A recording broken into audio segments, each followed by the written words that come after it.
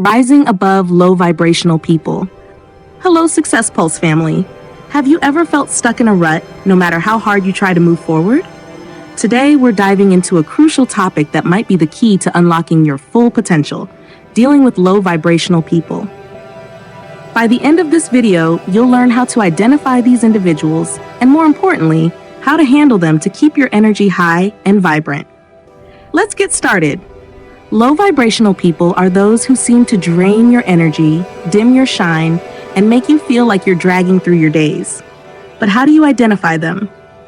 Imagine walking through a beautiful forest, but instead of enjoying the scenery, you're constantly looking back at the path you've walked. You miss out on the present. Similarly, low vibrational people are always stuck in the past, focusing on negative experiences and pulling you down with them. Living in the past is like walking through life always looking back. Sure, you've had good and bad times, but if you keep focusing on them, they chain you down. You miss out on what's happening now and what could happen next. The philosopher Søren Kierkegaard talked about something similar. He said, to really live, you've got to focus on what's happening right now. If you're too caught up in what happened yesterday or what might happen tomorrow, you're not really living, you're just existing. It's easy to stick to the familiar, even if it's painful or sad. It's a story we've told ourselves over and over, and it feels safe. But here's the thing. The moment you're in right now, that's where life is happening. That's where you can make changes and feel the magic of life. So why stay stuck in the past? Marcus Aurelius also taught us a simple yet powerful lesson. Do not dwell in the past. Do not dream of the future. Concentrate the mind on the present moment. When you stick to the past, you're giving power to something that's gone. It exists only in your mind. This steals your current joy and stops the flow of new positive energy into your life. Life unfolds in the present. This is where you can choose, feel joy, and fully experience life. Imagine you're like a ship trying to sail with its anchor down. You might catch the wind, but you won't go far. Letting go of the past isn't easy, but it's crucial if you want to change your life. Start by becoming aware of your thoughts. When you catch yourself lost in yesterday, gently bring yourself back to now. Engage with the present. Feel the air, listen to the sounds, see what's around you, and notice your thoughts and feelings without holding on to them. This is how you start to change, right here, right now. Gratitude is another powerful tool in keeping your energy high. It's not just about saying thank you. Gratitude means recognizing the good in your life, from big wins to small everyday joys. When you ignore this, it's like walking through a colorful garden with a blindfold. You miss out on everything beautiful. Not feeling grateful makes you focus only on what you're missing, creating a constant feeling of wanting more, leaving you unsatisfied. Every day, think of 3 things you're thankful for. Maybe it's your morning coffee, a smile from someone, or just being cozy in your bed. This simple practice can shift your view, slowly changing how you see the world and your place in it. Cicero, an ancient Roman philosopher, said, "Gratitude is not only the greatest of virtues, but the parent of all others." This statement highlights the foundational role gratitude plays in cultivating a good life. Practicing gratitude isn't just feel-good stuff, it's backed by science. Studies show that being grateful makes you happier, healthier, and improves your relationships.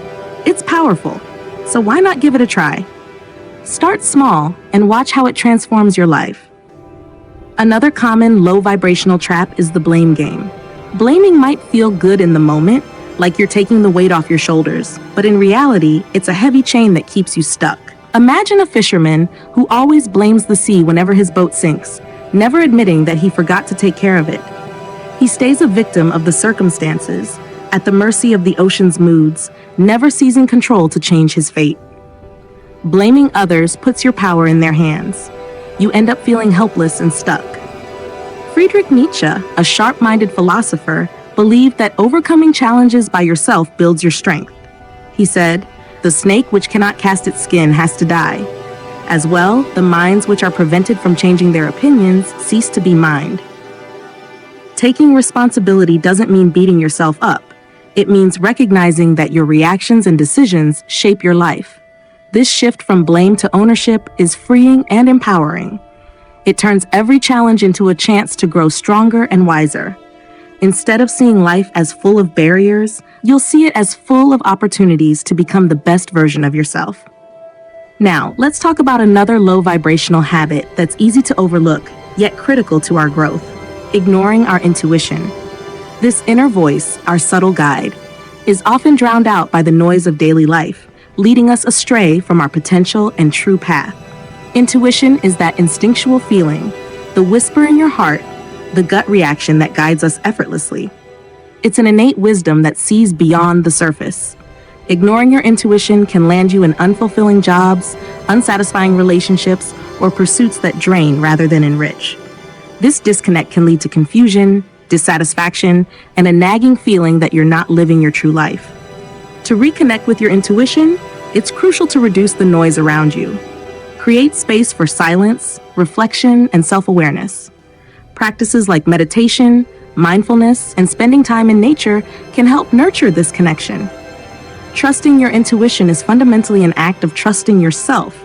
It acknowledges that deep down you know what's best, even if it defies logic. This trust doesn't mean you disregard reason, but balance it with the wisdom from within. Albert Einstein famously said, "The only real valuable thing is intuition." Material attachment is another dangerous habit that keeps us in a low vibrational state. It's easy to think that the more you have, the happier you'll be. This mindset is like building a house on sand. It looks solid, but it's anything but stable. Chasing after material wealth is an endless pursuit where true satisfaction is always just out of reach. St. Augustine of Hippo, a philosopher from way back in 354 AD, spent his youth chasing worldly pleasures and success, thinking they'd make him happy. But even with all his wealth, he felt empty inside. In his famous book Confessions, Augustine writes about his search for true happiness. He realized that material things don't bring lasting joy because they're temporary. He famously said, "Our heart is restless until it finds its rest in thee." Augustine figured out that we're spiritual beings, and trying to fill that spiritual need with stuff is pointless. What really satisfies our hearts is a connection with something greater, something divine. When you're all about possessions and status, you end up wanting more and more. It's a cycle that never ends and leaves you feeling never quite fulfilled. Breaking free from material attachment is about finding balance. You're not giving up all your stuff. Instead, you're changing how you see these things. Understand that while your belongings can make life comfortable, they aren't what make you truly happy or worthy. Real treasures in life aren't things you can buy. They're the joy of connecting with others, the peace you find in nature, the growth from facing personal challenges, and the satisfaction of contributing to something bigger than yourself. Now, many low vibrational people are full of these tough, nasty dual habits: envy and jealousy. These feelings are toxic twins, deeply rooted in comparison and discontent. Envy wants what others have, while jealousy fears losing what we've got. They spring from a belief that someone else's win is your loss, a zero-sum game where happiness and success are unfairly distributed. Envy and jealousy twist your view of your own life, leading to dissatisfaction and misery. They lock your focus on other people's paths, stopping you from appreciating and progressing on your own. Worse, these feelings can sour relationships, often leaving a trail of bitterness and resentment. The key to overcoming these harmful feelings is cultivating contentment and focusing on your unique path. Appreciate your own strengths, achievements, and blessings. Recognize that everyone's journey is different, and someone else's success doesn't diminish your own value or potential. Celebrate others' successes genuinely, shifting from envy to admiration. This change in perspective allows you to enjoy their success without feeling diminished. Low vibrational people often define themselves through their past pain. Their view of themselves and the world gets skewed, and they end up carrying this identity of pain everywhere. It colors everything: their choices, their reactions, their relationships. It's like you're constantly telling yourself and others a story of victimhood based on old hurts. But here's the crucial insight. While your pain is definitely real, holding on to it as part of your identity is a choice. Many spiritual paths focus on letting go. For instance, Buddhism teaches about the pain of attachment. The Buddha said, "Attachment is the root of all suffering." It's not just about clinging to physical things, but also to our stories and self-definitions that cause us pain. Holding on to a pain identity is essentially a form of attachment that keeps you locked in a cycle of suffering. Breaking free starts by rewriting your story. Acknowledge your past and the hurt, but choose not to let that be your whole story. Start seeing yourself not by what happened to you, but by who you decide to be today and in your future. Letting go of a pain identity doesn't mean forgetting your past. It means not letting that past hold you back anymore. It opens a door to a new version of yourself, one full of possibilities unweighted by past baggage. By choosing to redefine yourself, you create space for new, positive experiences and growth. So, my friends, it's time to rise above the low vibrations. You have the power within you to shift your energy, embrace the present, practice gratitude, take responsibility, trust your intuition, and let go of material attachments. Let's all commit to living a high vibrational life, full of joy, purpose, and fulfillment. Thank you for watching. If you found this video helpful, please like, share, and subscribe to SuccessPulse. Let's keep our vibrations high and continue to grow together. Until next time, stay positive and keep shining.